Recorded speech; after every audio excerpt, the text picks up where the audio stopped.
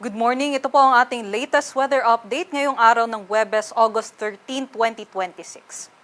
Ngayong araw may binabantayan nga tayo na bagyo, itong tropical storm Nangka, na nasa labas naman po ng ating area of responsibility. Malayo po ito sa ating bansa, mahigit 2,500 kilometers east-northeast ng extreme northern Luzon. At sa nakikita nga natin, generally papalayo naman po ito ng ating bansa at hindi naman makakaapekto sa ating panahon sa ngayon. At yung habagat pa rin po o yung southwest monsoon ang patuloy pong nagdadala ng mga kaulapan at mga pag-ulan dito po sa may western section ng ating bansa. Halos buong Luzon po actually ngayon ay makakaranas ng mga cloudy skies o yung maulap na panahon, mga kalat-kalat na mga pag-ulan, pagkulog at pagkidlat, maging dito rin po sa may area ng Western Visayas. So ngayong araw nga, expect natin yung mga pag-ulan sa halos buong Luzon except na lamang po dito sa may Bicol region, although pati rin po yung Camarines Norte ay makakaranas din ng mga pabugsong mga pag-ulan.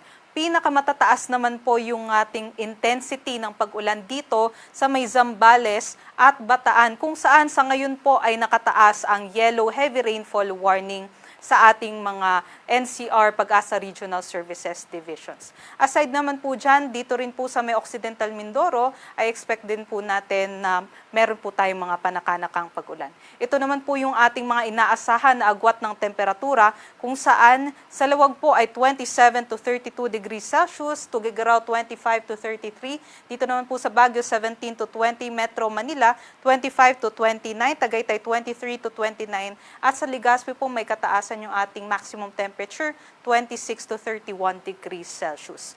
Pagdating naman po dito sa may Palawan, Visayas at Mindanao, inaasahan pa rin po natin yung Palawan po.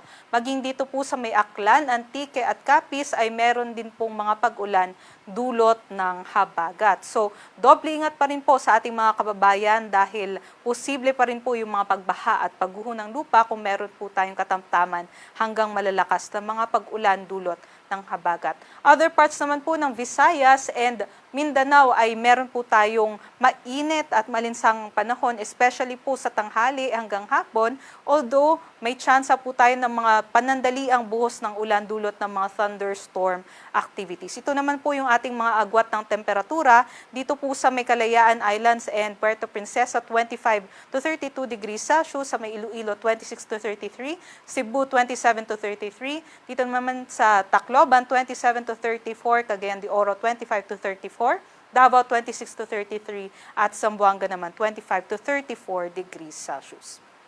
Sa ngayon po, inaasahan pa rin po natin yung mga panakanakang pag-ulan. So mataas pa rin po yung tsansa ng mga localized floodings at nakataas pa rin po yung ating weather advisory dito sa Zambales, Bataan, maging sa may Occidental Mindoro. Ibig sabihin po nitong nasa yellow ay maaari po makaranas ng 50 to 100 millimeters of rainfall within 24 hours yung ating mga kababayan. So dahil po ay tuloy-tuloy po yung mga pag-ulan natin since last week pa ay likely po or susceptible po yung ating mga kababayan dito sa mga landslides and also sa mga flash floods event. So, doble ingat po and always po ay i-check ang ating mga yung ating mga updates dito po sa Pag-asa, and also wag pong kalimutan na makipag-coordinate sa ating mga DRRM officials.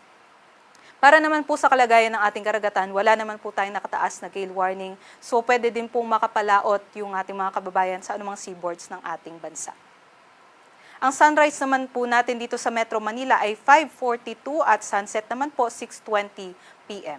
Para sa mga karagdagang impormasyon, bisitahin po yung ating mga social media pages, and para sa mas karagdagang impormasyon, bisitahin din po natin yung ating website pag-asa.dusc.gov.ph.